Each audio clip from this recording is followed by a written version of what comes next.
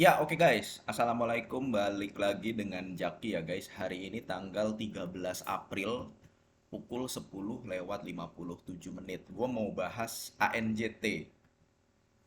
Karena ANJT sejak awal tahun 2025 ya, kita ngomongin dari tahun 2025 aja yang dia di mana sudah yang tadinya dia 700 perak per lembar, sekarang sudah di angka 1.600 perak per lembar. Artinya dalam kurang dari waktu 6 bulan, saham ini sudah naik lebih dari 100%.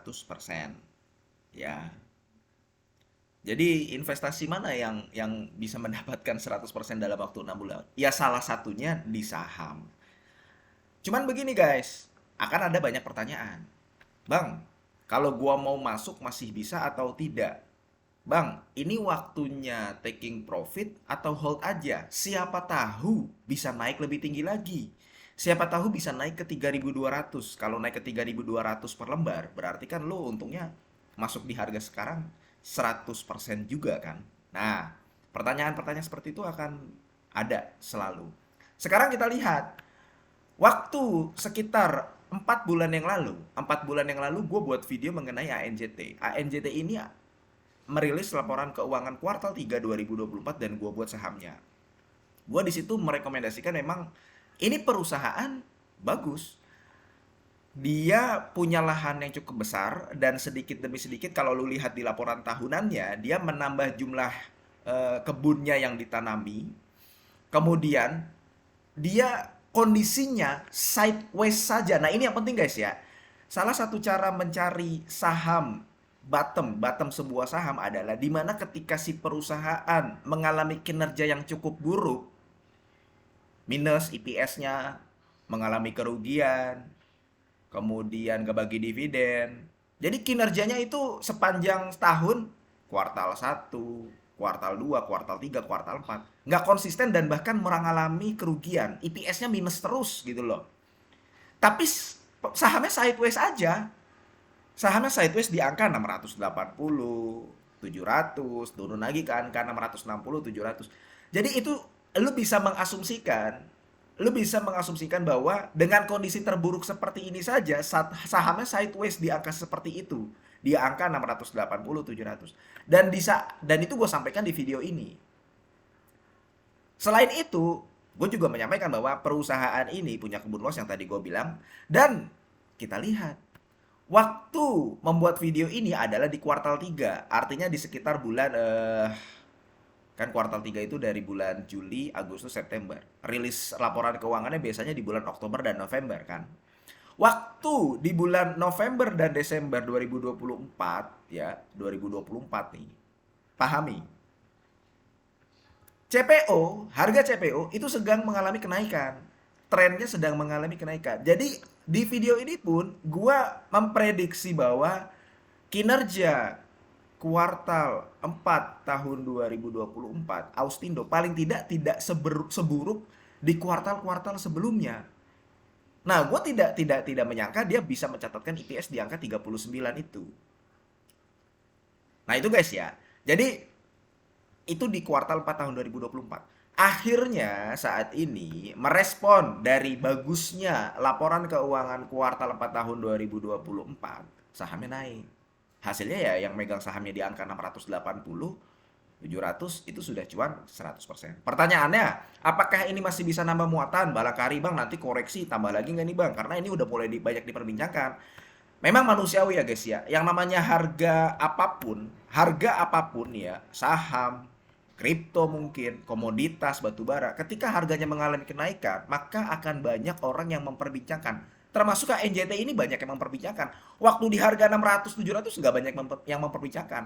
Sama sekarang lagi rame emas, tahu ya, lagi rame emas.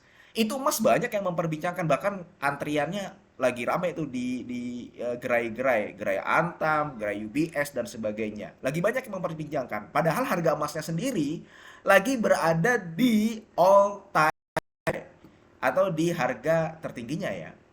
Jadi memang seperti itu manusiawi. Balik lagi, ANJT masih masih layak untuk dibeli atau tidak. Kalau gue begini guys, misalkan lo memegang suatu saham, lo bisa mendapatkan dividen 15% dalam 1 tahun. 15% itu gede loh ya. 10% aja udah gede, 15% itu udah gede. Sedangkan lu megang ANJT dalam kurun waktu 6 bulan lu udah bisa dapat 100%. Memang mungkin 100% portofolio lu bukan di ANJT. ANJT ini hanya sekitar mungkin ya 10% atau 20%. Tapi artinya lu sudah bisa mendapatkan cuan sebesar 100% selama 6 bulan. Yang tadinya lu bisa mendapatkan 10%, 15% dalam 1 tahun dari pembagian dividen, lu sudah mendapatkan capital gain 15% atau 10%. Artinya lu bisa mempersingkat waktu nih. Yang biasanya lu bisa dapatkan itu 100% dalam waktu 5 tahun, lu bisa dapatkan selama 6 bulan. Ya kalau gue pribadi, ketika gue mendapatkan ANJT ini naik, ya saatnya waktunya taking profit. Kalau gue pribadi. Alasannya sederhana guys. Itu adalah capital gain. Keuntungan lu 100% itu adalah capital gain. Ketika lu memutuskan untuk memilih saham yang dengan harapannya lu mendapatkan capital gain, maka lu butuh orang lain untuk membeli saham ini untuk lu mendapatkan keuntungan. Pahami ya, kalau dividen itu kan dari laba bersih perusahaan. Kalau capital gain, lu butuh orang lain untuk mendapatkan keuntungan. Nah, artinya lu butuh orang lain yang bisa membayar. Kalau lu masuk sekarang di harga 1.600, lu butuh orang lain yang bisa membeli saham ini di angka 1.700-an, 1.800-an, dan seterusnya. Sedangkan kalau misalkan kita lihat dari ANJT itu sendiri, saat ini PER-nya sudah lebih dari 5 kali. PER-nya sudah lebih dari 5 kali. Dan kinerja terbaik dia dalam 5-8 tahun terakhir itu di tahun 2021. Yang mana IPS-nya ANJT itu ada di angka 170-an. IPS di angka 170-an. Artinya sebenarnya kalau dibandingkan dengan saham-saham sektor sejenis yang lainnya, ketika dia mencatatkan kinerja terbaik saja, harganya sudah di atas, valuasinya sudah di atas saham-saham sektor sawit yang lainnya. Kayak begitu guys.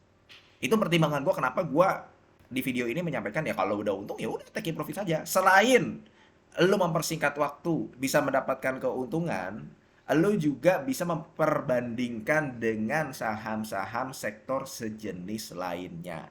Seperti itu.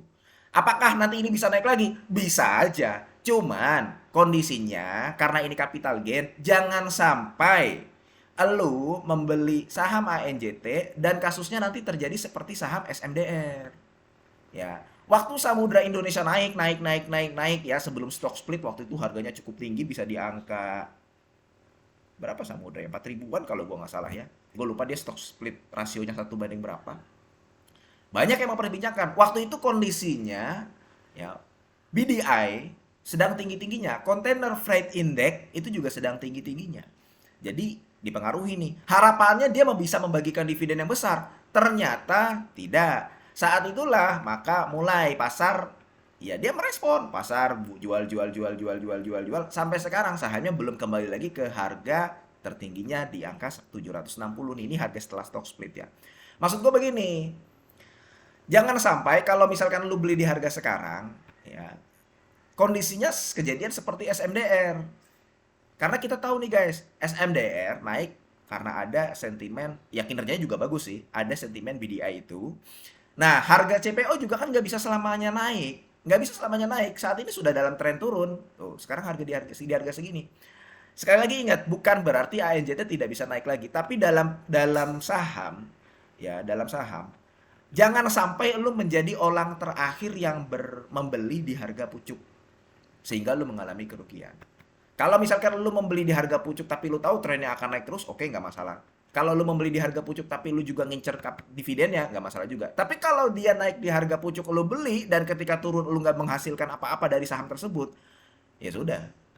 Makanya itu yang mendasari kenapa gue mengatakan bahwa saat lu ini mengalami keuntungan, sedang ada keuntungan, ya ini waktunya taking profit. Lu bukan menjadi pecundang di saham ini, lu menjadi pemenang karena lu sudah taking profit. Austindo sekali lagi masih bagus karena dia usia tanamannya ada di angka 13 tahun, tidak seperti saham-saham kayak Astra Agro Lestari atau Sumar yang usia tanamannya sudah tua. Jadi dalam beberapa waktu ke depan dia masih menarik, tapi nggak mungkin sekali lagi saham itu akan naik terus. Ada waktunya dia koreksi. Oke, mudah-mudahan video ini bermanfaat ya guys, dan semoga lo sehat selalu sehingga kita bisa bertemu kembali di video-video selanjutnya. Ini bukan ajakan jual beli. Gua akhiri, wassalamualaikum warahmatullahi wabarakatuh.